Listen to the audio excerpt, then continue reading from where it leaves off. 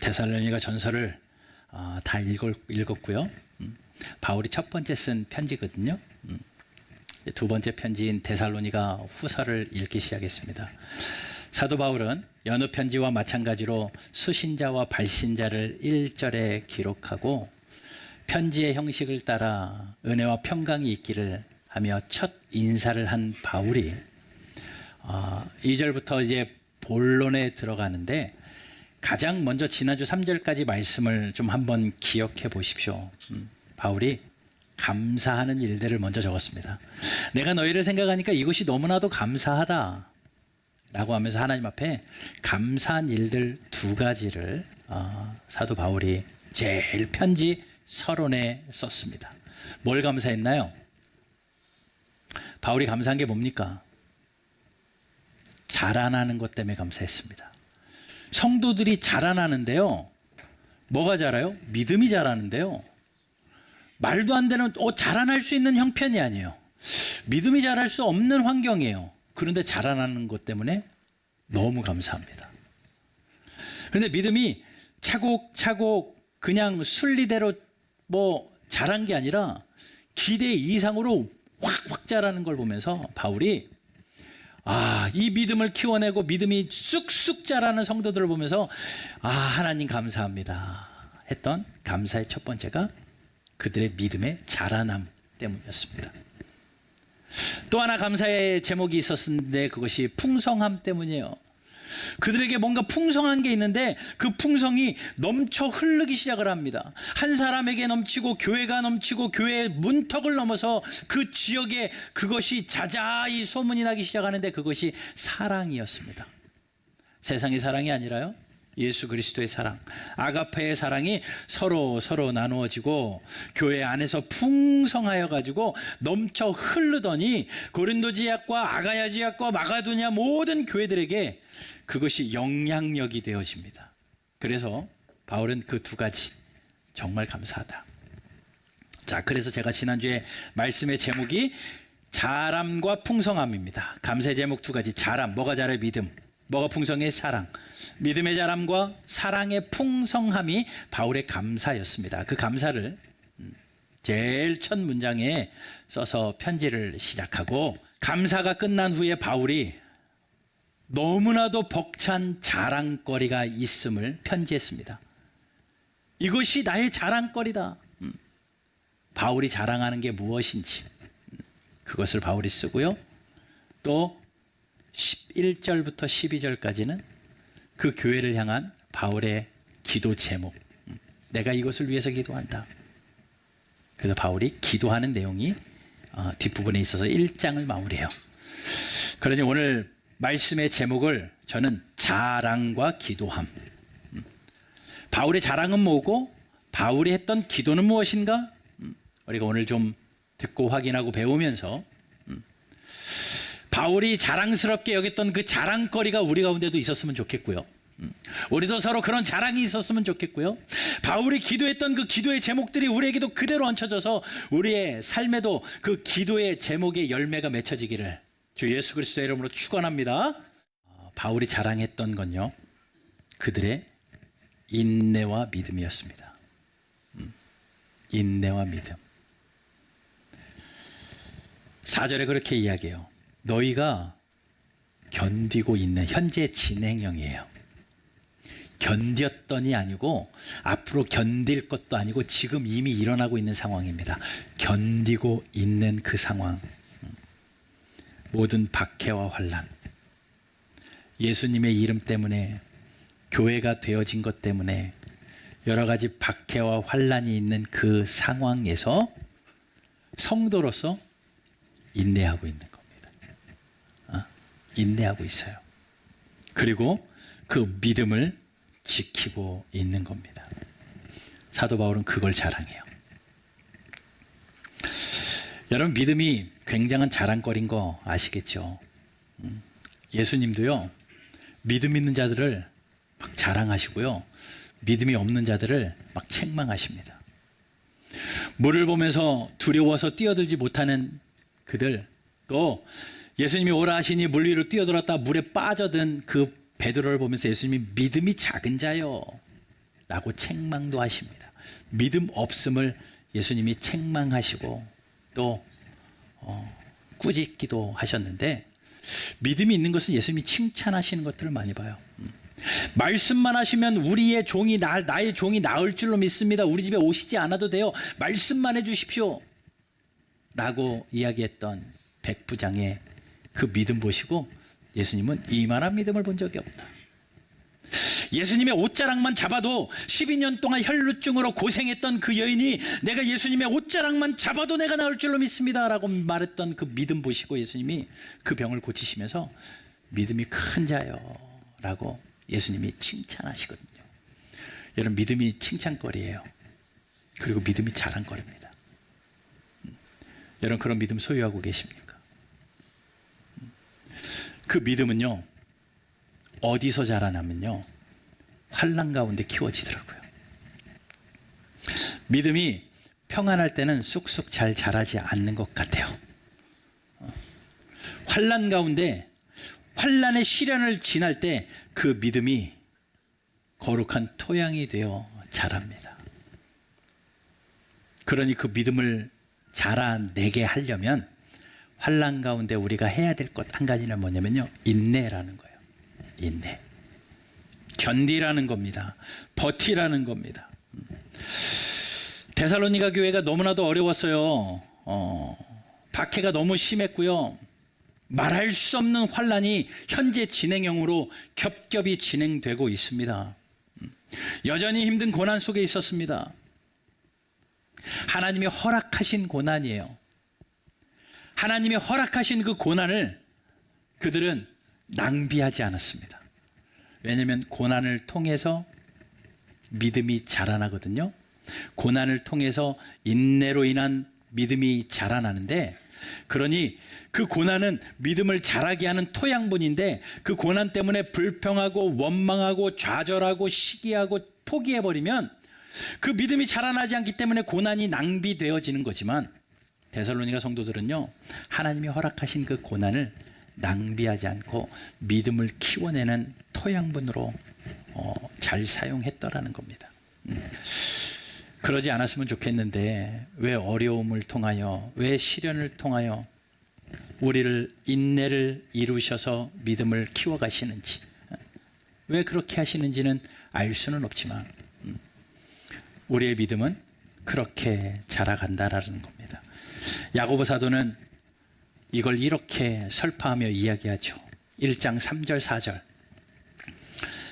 같이 읽어보겠습니다. 시작. 이는 너희 믿음의 시련이 인내를 만들어내는 줄 너희가 압니다.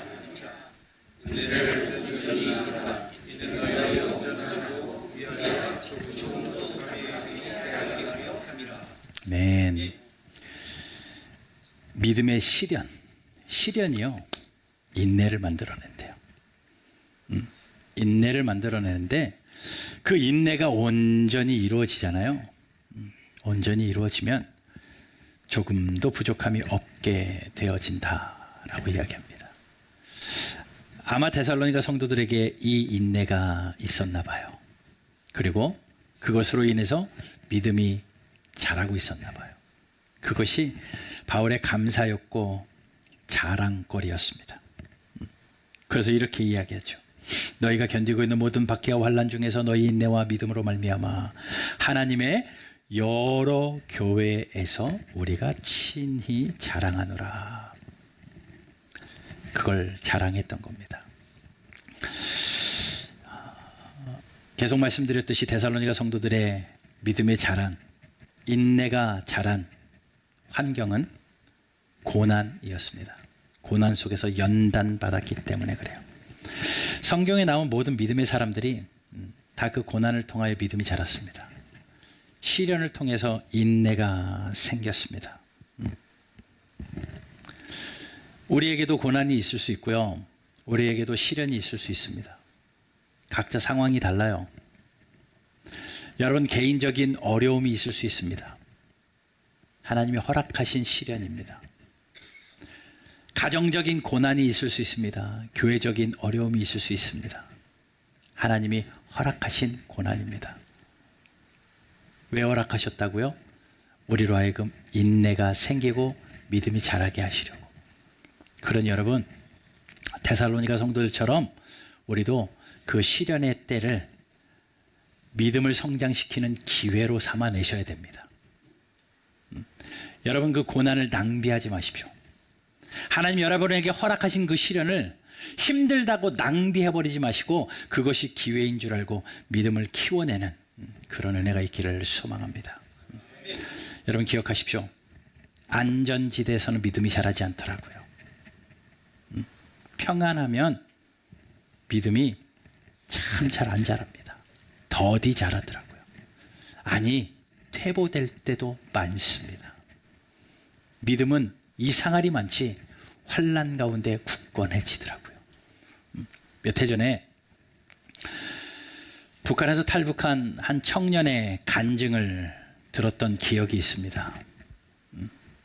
크리스찬 청년이었습니다. 어떤 연유로 예수를 믿게 되었는지는 모르지만 북한 지하에서 예수님을 섬기기 시작했던 그 청년이 하나님의 말씀을 읽는 것이 너무나도 좋고 하나님 앞에 기도하는 것이 자기의 생의 전부인 것 같고 내 목숨을 다하여 예배하는 것이 그렇게도 좋았대요. 그런데 말씀을 읽으면 잡혀가고 또 예배할 수 없고 찬양할 수 없고 그러며 숨죽여 기도하고 몰래 눈치 살피며 기도하고 예배하고 그렇게 믿음을 키워나고 열매를 맺어가던 그 청년이 마음에 한 결정을 합니다. 남한으로 가야 되겠다. 이유는 딱 이거예요. 거기 가면 자유롭게 예배할 수 있다. 거기 가면 얼마든지 말씀을 읽을 수 있고 얼마든지 소리내서 기도하고 얼마든지 보란듯이 두 손 들고 찬양할 수 있는 그곳이니 내가 가다 죽는 한이 있어도 천국 가는 거니까 괜찮다. 가자. 거기서 숨죽여 예배하는 것이 너무나도 답답했던 그는 그 열정을 가지고 탈북을 결정해요. 어렵고 힘들게 탈북하죠. 그 길이 쉽지 않은 건 다 알잖아요. 돌아서 한국에 도착했습니다. 안전하게 도착했다고 말하지는 못하더라고요. 얼마간의 교정 시간이 지나고 또 사회 적응 기간이 지난 후에 이제 좀 자유로운 몸이 되어서 꿈에도 그리던 교회들을 찾아가기 시작을 했습니다. 얼마나 그리워서 목숨 걸고 왔는데 예배하려고요. 그냥 소리내서 기도하는 게 너무 좋아서 목숨 걸고 왔는데요. 너무나도 행복했대요. 그런데 정말 얼마 지나지 않아서 그가 하는 고백이 그겁니다. 이상하리 많지 평안하니 이상하리 많지 모든 것이 자유가 주어지고 나다 보니 북한에서 억압되면서 예배할 때 맺었던 그 열매가 여기는 안 맺히는 것 같습니다. 거기는 그렇게 어렵고 힘든 가운데 견디어내면서 열매를 맺었던 신앙의 열매들이 마음껏 하라고 열어놔줘 보니 이곳에서는 잘 안 되더라고요 라고 이야기합니다. 분위기가 그렇습니다. 너무 쉽게 교회 가는 것을 포기해버린 시대가 되어버렸다는 겁니다. 성경을 읽는 것도 너무 쉽게 포기하고 헌신하고 희생하는 것도 너무나도 쉽게 저버리고 그리스도인 되기를 포기해버렸다라는 거예요. 그러면서 오히려 그 인내와 믿음의 자람이 거기서 더 든든했음을 반대적으로 고백하더라고요. 아마도 인내가 무엇인지 믿음이 무엇인지 거기서 배운 것이 더 주옥 같았나 봅니다. 여러분, 우리도 너무나도 편안하다 보니까 인내가 뭔지도 모르고 모든 것이 그냥 자유로 맡겨지다 보니까 믿음이 자라는 것도 남의 이야기로 치부해 버리고 그러는데 오늘 이 말씀 가운데 바울이 데살로니가 성도들을 자랑했던 그 자랑이 우리에게 있기 위해서 여러분들에게 있는 어려움, 어떤 어려움인지 모르겠습니다. 신앙적인 어려움, 관계적인 또 경제적인 모든 어려움과 시련 속에서 여러분 인내를 길러내고 믿음을 길러내는 저와 여러분들 되시기를 주님의 이름으로 축복합니다. 기회로 삼으십시오. 찬양 중에 나는 믿네 라는 찬양이 있습니다. 우리 여러 번 같이 찬양했는데 가사가 그래요. 내게 허락하신 시련을 통해, 네. 내게 허락하신 시련을 통해, 하나님이 허락하신 시련을 통해, 그 다음 구절이 나의 믿음 더욱 강하게 자라나고. 예, 내게 시련이 주어지니까 그건 정말 힘든데 그것 때문에 이상하게 내 믿음이 자라요. 그 안에는 뭐가 있어야 되냐면 인내가 있어야 됩니다. 인내. 험한 산을 지납니다. 골짜기를 지납니다. 인생의 산을 지나고 인생의 골짜기를 지나는 동안에 그 인내로 버티고 있으니까 주께서 나를 주님께서 가까이 이끄시더라.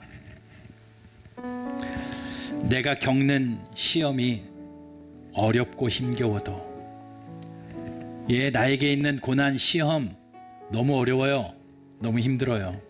그런데 주님보다는 크지 않습니다. 그러면서 이렇게 찬양을 고백합니다. 내 앞에 바다가 쫙 갈라지지 않으면 하나님이 나에게 힘 주셔서 나로 하여금 바다 위를 걷게 하실 것입니다. 그 믿음 가지고 인내하는 거예요. 그러니 그 믿음이 있으니까 인내하고요. 인내하니까 또 믿음이 자라는 겁니다. 후렴은 이렇게 이야기해요. 나는 믿네. 주의 능력으로 내 삶 새롭게 되리. 나는 믿네. 주의 능력으로 담대히 나아가리. 날마다 믿음으로 나 살아가리. 믿음으로 살겠습니다. 바로 이 찬양이 우리의 삶이 되었으면 좋겠습니다. 삶이 되었으면 좋겠어요. 근데 견디는 게 참 쉽지 않잖아요. 하루만 참아 라고 하면 참을 수 있겠습니다. 한 달만 참아 기한을 주면 그 한 달도 참을 수 있겠어요. 근데 신앙을 지키면서 인내한다는 게 끝도 없는 것 같아서, 끝이 보이지 않는 어려움 같아서 견디기 너무 힘들잖아요. 그러지 않으신가요? 버티기 너무 힘들잖아요. 그런데 꼭 기억하십시오. 아마도 바울은 그 성도들에게 위로하려고, 견디고 있는 그들에게 위로하려고 그 다음 절을 이어가는데, 보통 위로는 그거잖아요. 조금만 참아. 환난이 없어질 거야. 잘 될 거야. 전화위복이 될 거야. 이런 것이 위로가 될 법도 하는데 바울은 그거 가지고 위로하지 않습니다. 뭐 가지고 위로하냐면요, 하나님이 기억하시고 보응하신다라는 걸로 위로해요. 6절 보면요, 너희로 환난을 받게 하는 자들에게는 환난으로 갚으시고 환난을 받는 너희에게는 우리와 함께 안식으로 갚으시는 것이 하나님의 공이니. 공의로운 하나님께서 갚아주실 거라는 겁니다. 환난 가운데, 인내하는 가운데 하나님이 기억하고 계시고 보상하시고 보응하실 것을 이야기합니다. 그것이 그들에게 위로가 되기를 원하며 글을 써요. 성경을 여기저기 읽어보면요, 하나님이 그렇게 보응하시고 보상하신다라는 내용의 말씀들이 얼마나 많은지 모릅니다. 베드로전서 1장 6절 7절 말씀을 제가 읽어봅니다. 그러므로 이제 너희가 이제 여러 가지 시험으로 말미암아 잠깐 근심하게 되지 않을 수 없으나 오히려 크게 기뻐하는도다. 너희 믿음의 확실함은 불로 연단하여도 없어질 금보다 더욱 귀하여 예수 그리스도께서 나타나실 때에 칭찬과 영광과 존귀를 얻게 하실 것이니라. 그 시험을 뭐로 위로하냐면요, 인내하고 견디고 믿음을 지키는 그들에게 장차 나타날 예수님이 영광과 존귀와 그 은혜로, 칭찬으로 함께 하실 것을 약속하고 있는 거죠. 그것으로 위로받으라는 겁니다.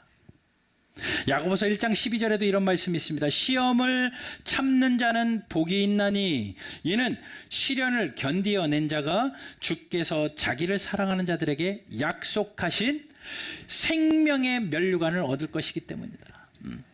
그 시련을 견딘 자, 그 인내함으로 믿음을 지킨 자들에게는 하나님께서 생명의 면류관을 주신다. 히브리서 6장 10절, 하나님은 불의하지 아니하사 너희 행위와 그의 이름을 위하여 나타낸 사랑으로 이미 성도를 섬긴 것과 이제도 섬기고 있는 것을 잊어버리지 아니하시느니라. 하나님이 잊지 않으신대요.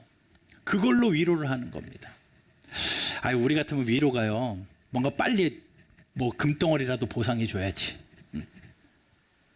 당장 보상이 일어나야지 와 이럴 텐데. 일론 머스크가 트럼프 지지했다가 하루 만에 보상받은 게 엄청나다면서요. 그런 보상이 있어야지 견디죠. 그 정도의 보상이 있어야지 믿음을 투자하죠. 이게 우리의 생각이거든요. 그런데 성경은 한 번도 하나님께서 그렇게 보응하신다고 이야기하지 않습니다. 바울도 이야기합니다. 하나님이 보상하시고 기억하시고 기억하시고 또 칭찬과 영광과 존귀를 베푸시고 생명의 면류관을 주실 것인데 언제냐면요, 장차 다시 오실 그때에. 말씀을 계속 읽어보겠습니다. 7절 후반부에 보게 되면 주 예수께서 자기의 능력과 천사들과 함께 하늘로부터 불꽃 가운데 나타나실 때에 하나님을 모르는 자들과 우리 주 예수의 복음에 복종하지 않는 자들에게는 형벌을 내리시리니 이런 자들은 주의 얼굴과 그의 힘의 영광을 떠나 영원한 멸망의 형벌을 받으리로다. 그날에 주님 다시 오시는 그날이요, 그가 강림하사 그제서야 보상이 이루어집니다. 그의 성도들에게서 영광을 받으시고 모든 믿는 자들에게서 놀랍게 여김을 얻으시리니 라고 말해요. 이게 데살로니가 성도들이 인내하는 비결입니다.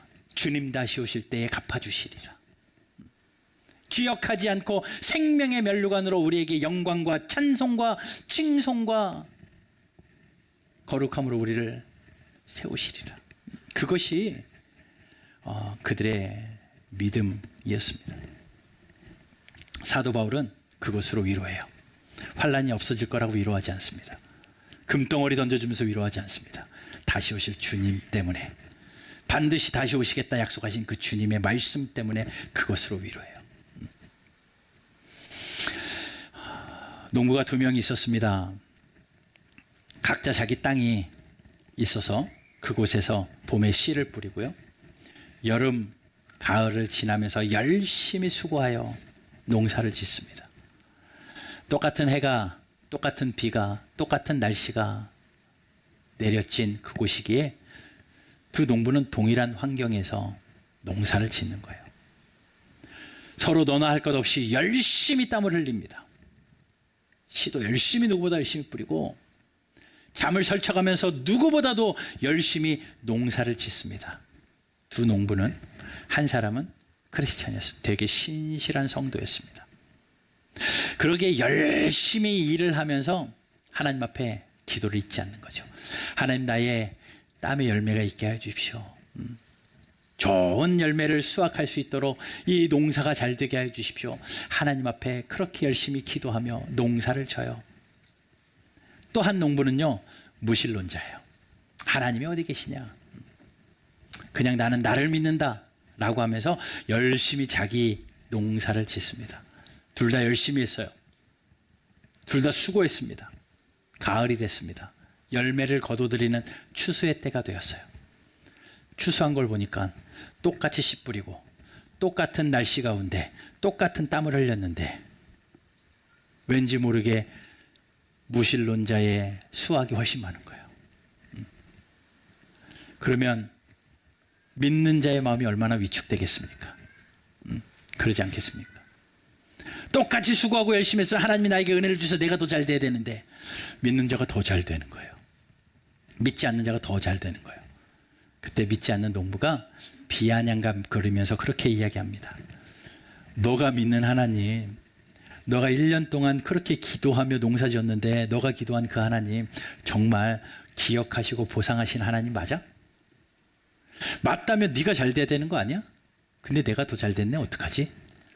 그래서 비아냥거리면서 쑥덕거리기 시작을 해요. 왜 마음이 무너지지 않겠어요? 그런데 그 지혜로운 농부는 이렇게 답변합니다. 하나님의 보상은 반드시 이 가을에만 이루어지는 게 아니다. 하나님의 보상이 이 가을의 끝이라면 나는 그것을 믿지 않는다. 우리의 기대는 이번 가을이었으면 좋겠는데, 우리의 소망은 이번 가을이었으면 좋겠는데 하나님의 보상은 다시 오실 그날에 이루어진다. 그렇게 이야기하는 거예요. 얼마나 지혜롭습니까? 여러분, 예수님 다시 오실 때 갚아주신대요. 참 막연한 일 같아서 어렵고 힘들기는 하지만 그러니 성도의 인내가 필요한 겁니다. 여러분, 그 인내하심으로, 그 믿음으로 인내를 키워내시고 믿음을 키워내는 저와 여러분들 되기를 주님의 이름으로 축복합니다.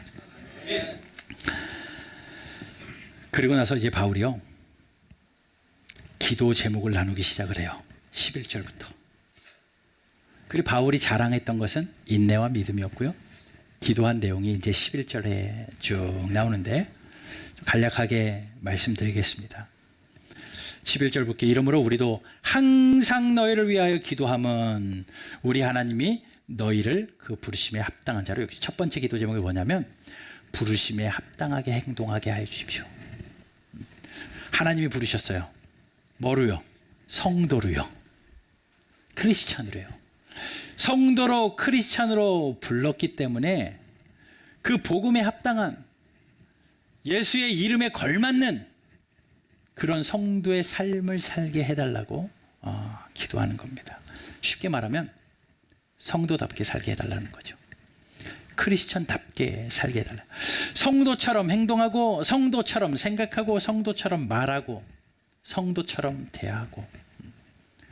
에베소서 4장 1절 3절 보면요, 그러므로 주 안에서 갇힌 내가 너희를 권하노니 너희가 부르심을 받은 일에 합당하게 행하여 모든 겸손과 온유로 하고 오래 참음으로 사랑 가운데서 서로 용납하고 평안에 매는 줄로 성령이 하나 되게 하신 것을 힘써 지키라.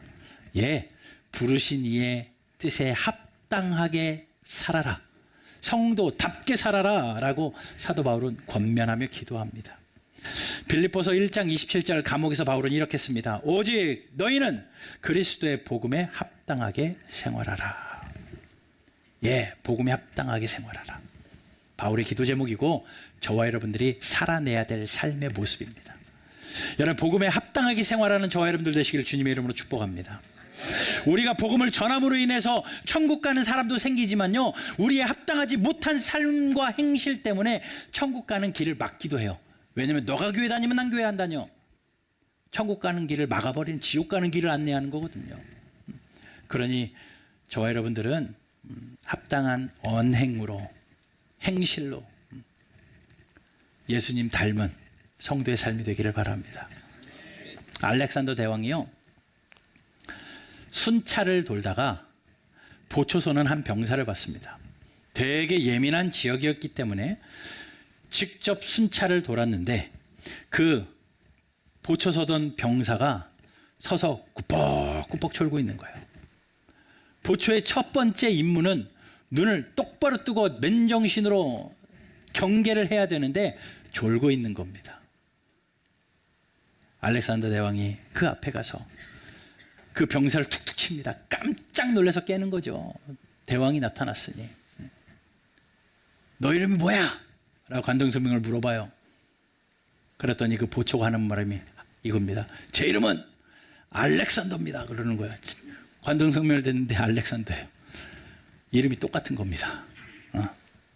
그때 알렉산더 대왕이 유명한 말을 합니다. 너 이름을 바꾸든지 행동을 바꾸든지 둘 중에 하나 해라. 이름에 먹칠했다는 거죠. 이름을 바꾸든지 행동을 바꾸든지 하라. 여러분, 우리가 그리스도인입니다. 크리스찬, 크라이스트 라이크에 예수님 닮은 사람들이에요.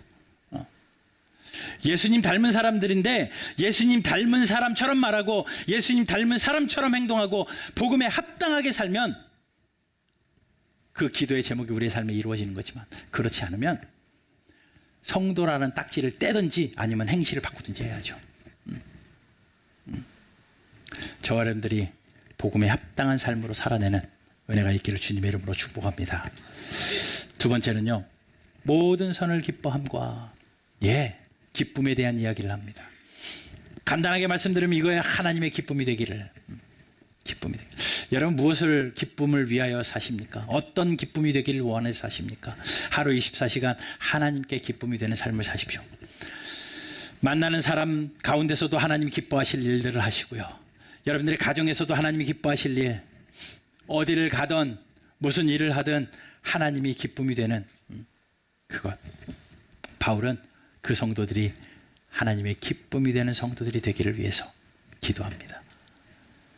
그리고 또 하나는 믿음의 역사를 능력으로 이루게 하기를 위해서 기도해요. 믿음의 역사가 이루어지기를 위해서 기도합니다.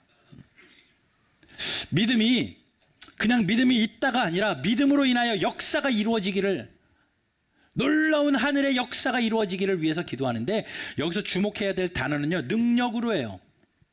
능력으로는 성령이거든요. 성령의 힘으로 역사가 일어나는 겁니다. 여러분, 믿음의 역사는요, 우리의 수고로 일어나지 않습니다. 여러분들이 얼마나 수고해야지 믿음의 역사가 이루어질 것 같습니까? 나의 노력으로, 나의 의지로 이루어지는 것 아닙니다. 성령의 능력으로, 성령의 힘으로 믿음의 역사가 일어나는 거예요. 바울은 그래서 그렇게 기도하는 겁니다. 그들에게 믿음이 있지만 그 믿음의 역사가 되기 위해서 성령님 일하여 주십시오. 믿음의 역사로 능력이 이루어지기를 위해서 기도해요. 여러분, 스가랴 4장 6절 한번 같이 읽어볼까요? 같이 읽어봅시다. 시작. 이는 힘으로 되지 아니하며 능력으로 되지 아니하고 오직 나의 영으로 되느니라. 아멘. 능력으로, 우리의 힘으로 안 되고요, 성령의 능력으로 돼요. 오직 그것으로 되어지는 겁니다. 그것이 역사되어지기를, 이거를 기도해요. 그러면서 12절에는 그 삶을 통해서 예수님의 영광 받으시기를, 그 삶을 통해서 예수님 영광 받으시기를, 그리고 예수님이 영광 받으시니 우리도 그 영광을 같이 누리기를 위해서 12절에 그렇게 기도합니다. 이게 바울의 기도였어요. 복음에 합당하게, 부르신 자에게 합당하게 살도록, 기쁨이 되어드리는 삶을 살도록, 믿음의 역사가 능력으로 나타나는 성도의 삶이 되기를 위해서 바울은 기도해요. 말씀을 마무리합니다. 바울은 자랑거리가 있었습니다. 인내함과 믿음이 자람, 이것이 그 성도들의 자랑이었습니다. 이제 우리의 자랑거리가 되었으면 좋겠어요. 바른 교회, 무엇이 자랑거리가 아니라 그런 인내와 믿음이 있는, 그런 자랑이 있는 교회, 데살로니가 교회를 본받아서 우리도 그렇게 되어지고, 성도 한 분 한 분이 그런 믿음의 인내가 있는 그런 성도님들 되시기를 주님의 이름으로 축복합니다. 또 바울이 기도했던 그 기도의 제목이 우리의 삶의 열매가 되었으면 좋겠습니다. 여러분들의 삶의 현장에서 복음에 합당한 삶을 사시고요, 나를 부르신 그 하나님께 기쁨이 되어드리는 삶을 사시고요, 성령의 능력으로 여러분들의 삶의 현장에 믿음의 역사가 나타나기를 주 예수 그리스도의 이름으로 축원합니다.